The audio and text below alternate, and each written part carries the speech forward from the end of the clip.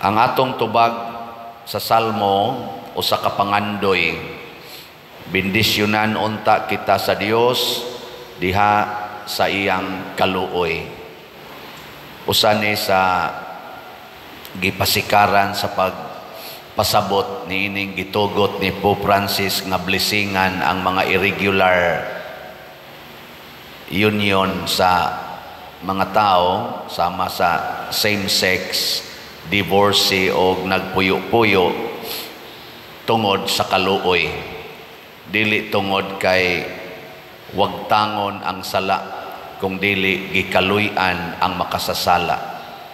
Lingiay mong tupad ing na gusto kang kaluy-an sa Ginoo.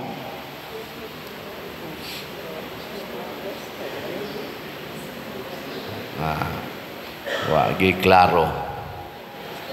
Nya inighuman og hatag sa Ginoo sa iyang bendisyon, bungas iyang kaluoy. Unsa may sunod? Unsa may sunod natong buhaton? Himuon sad nato ang atong kaugalingon nga kahimutan sa Dios. Munang niingon diri sa atong unang pagbasa, ang usas mga bendisyon nga ihatag nila ni Moises ngadto sa mga tao, niingon, kahimutan unta kamo sa Ginoo ug hatagan kamo kalinaw. Ang kalinaw mga igsoon diha sa atong kasing-kasing, diha sa atong katilingban, sa pamilya o sa kalibutan, dili na siya mahitabo kung ang atong kinabuhi dili pleasing to God. Dili ba makapahimuot sa Ginoo? Gikaduhang lingi ing na mustay mong kinabuhi nakapahimuot sa Ginoo? Kapahimuot wa. Kanang magsigi kag paningil sa utang, makapahimuot na sa Ginoo? Basig dili, mao na ang resulta, nag-away na ang nagsigig paningil sa utang.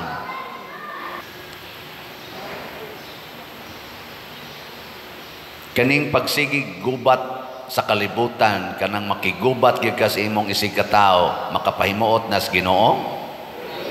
Mao na wa gid tay kalinaw kung maggubat na. Kanang magsigi kag pamakak sa imong isig ka tawo, sikag saad nga bayra nimong utang unya wa gid ay kay giparsyal, makapahimuot na sa Ginoo? Mao na wa gid ay kalinaw. Kanang magsigig pangasaba ang mga ginikanan sa ilang mga anak, magsigig yaw-yaw, makapahimuot na sa Ginoo? Mao na wa gid kalinaw ang pamilya, kay wa man mahimuot ang Ginoo. Kanang magsigig kag pangulor sa imong buhok, kiskis anang imong kilay, badlis naman, makapahimuot na sa Ginoo? Wa ko kay baw. Pero mailhan na nimo kung malinaw, pangutan-a lang na kanang nanag-colors buhok, kanang nangiskis kilay, pangutan-a na malinaw na ka, dili ka maratol na. Niya ratulon gani ina ahono nga na lang tingali na ay kay magratol-ratol ra man na nimo. Di ba? So ang tanan nga dili makahatag og kalinaw nato, wa sad na makapahimuot sa Ginoo. Mao bitaw nga ang pagbiya og sala, kanang pagbiya og sala, mao gid nay kahimutan sa Ginoo. Unya, inigbiya nato sa sala, bisag unsang klasiha sa sala, magamay ug madako, naadayon ang kalinaw. Ang una gyung magmalinawon, mao ang nibiya sa sala. Naay ni text nako sa Father, isulti ni sa imong humili, ayaw lag isultig hain ko nagpuyo o kinsay akungan. Taas kayo iyang text, ang iyang introduction, palihog Father, basaha, intawon ang akong text. Graduating siya sa elementary, gi-attempt siya rape, kaduha, babae ni siya. Motong naa siya'y phobia sa lalaki. Pag high school, nakig-uyab siya tumboy. Ug ni last yun ang ilang relationship hangtod ng graduate sila sa college, hangtod na gyud nga nagtrabaho na sila, dignified ilang trabaho, magdungan silang simba, active kay sila sa ilang kapilya o sa ilang simbahan. Portig yung aktibuha, iyasang papa, active sa kayo, ni dawat lang pod nila. Ana, wa kuno'y ni palag, kay mga buutan man sad sila. Hangtod kuno ni abot mga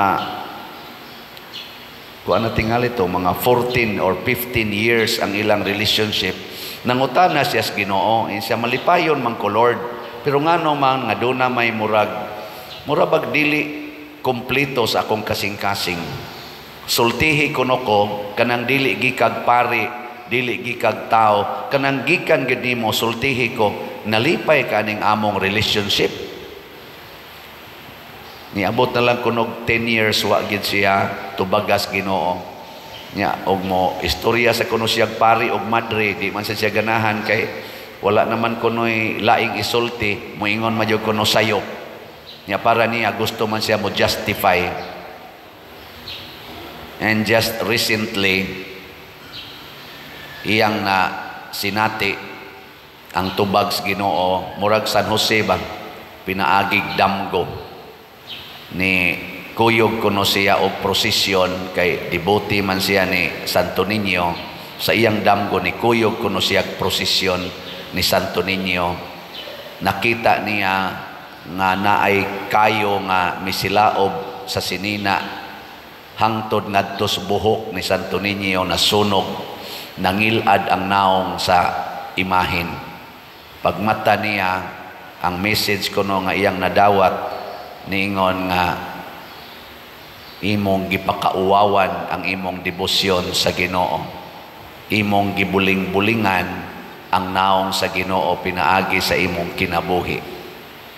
Portig yung kuno niyang hilak. Ang sunod na sa kuno niyang problema, unsaon ako pagbuwag aning akong karelasyon nga mura maglisod na kaing buwagan. Ngayo kuno siya tabang sa Ginoo, ingon siya, Lord, andam na gyud kong mubiya kay guilty na kay ko ni aradi ay ang hinungdan nganong nakuan ko, dili ko mahimutang bisan pagnindot ang akong mga grasyang nadawat, ang akong career, ang akong mga palibot ni dawat ra nako, pero ni agyoy dili nako masabot nga kakuwang kahawang. Ug tuod man na ay iyang kuan man ting ito pag umangkon nga nakauyab og American o niya nibisitang American kay magminyo na sila, naaman sa gikuyog nga laing American, wa may mo entertain, di siya mo ini entertain na nagkatuluyan ang duha. Karon she is now living happily. Iya lang yung gipashare kay matod pa niya ang sala, Father, sa akong eksperyensya, bisan pag atong i-justify, doon na gidi ay kanabang kakuwangan o ang makapakumpleto sa atong kalipay kana yung mawagtang na ang sala. Nagilingay mong tupad na gusto kang malinawon. Ina ba? So, gusto kang malinawon, kuhaan ang sala. Nya unsaon man pagdesisyon pagkuha sa sala, duol ngadto ni Maria, duol ngadto ni San Jose, kay ang mga magbalantay sa karnero, pagduol nila ni Hesus, dili si Hesus ang ilang nakita una, kung dili si Jose og si Maria. Nya gikan ni Jose og ni Maria nakita nila si Jesus. Pasabot, bisag ako kanang mag-counseling ko, ang ako yung unang isulti, sunda si Jose og si Maria og ang mga santos, makakita yung ka Ginoo. Pero mo ditso lagag pangita Ginoo, pero di ka ba mo model after sa kinabuhi ni Jose og ni Maria, di sad kakakita Ginoo. Nya unsa may kinabuhi ni Jose og ni Maria, ang number 1 gyud kinigyong selfless life. Kana bang dili maghuna-huna sa kaugalingon, kung dili ang pagpaambit sa Ginoo ngadto sa uban. Ako din sa akong pagka Paris priest, aw sa ako yung pagkapari, taliwa sa akong daghan kaing kahuyangan, daghang kasalanan, frustrated kay ko kanang mahug ko sa sala, gagmay dagko. Ay lang sa kunyo totoke. Pareha raman ta sadaan. Pero ang ako yung commitment, moingon yung ko mahal nga birhen, kay Marian mangyog kay ko, Legion of Mary, niya Guadalupe akong, Our Lady of Guadalupe akong parokya. Moingon yung ko mahal nga birhen, dasiga in taon ko, nga di ko ma-discourage pagpadayon sa pagpaambit sa Ginoo ngadto sa uban. Bisan pa man og ako, dili angayan. Mo na din ako yung gipaambit ninyo. Nya, kakita ba mo Ginoo? Wa mo kakita Ginoo sa akong pagdumala din Og nakakita mo, salamat in taon. Og wa mo kakita, sultihi lang ko kay akong i-adjust ang akong pagdumala. Kung sabay mga timailhan sad nga kakita ta Ginoo, dunay kalipay nga atong bation. Nya kanang maong kalipay, ipaambit sa natos uban. Ang kalipay sa mga magbalantay sa karnero, ilang ipaambit og nangalipay sad ang nakadungog. Nindot no? Ana. So dunay ni paambit sa natong kalipay ang namalit og slots. Gabi sa atong midnight mass, ako tong giingon nga unom na lang kabuok ang nahibilin sa atong disap katong investment slot. Higo yung nahuman ang misa gabi samtang nagpaabot sa midnight nga kuan sa kasaulugan, dunay nang text og ni confirm og nahurot gyud ang unom ka slots. Diba na? Close na. Hali na ang tanan. Sorry na lang, kamong nagplano, close na. 170 na ang atong halin sa disap, pero naapay 20 ka slots nga pledges pa basin pag i-remit ni. Ang atong kuan karon, atong tabangan og palit kining para sa kumbinto, ang SBF DAG naapay 54,155 ka slots nga tag 500 pesos per slot. Nga akong hangyo, ipaambit ang inyong grasya kada semana, palit mo usa ka slot 500 isip usa ka pamilya. Imbitara ng imong sakop sa pamilya nga magtampo-tampo mo nya kada semana palit mo usa ka slot sa SBF DAG.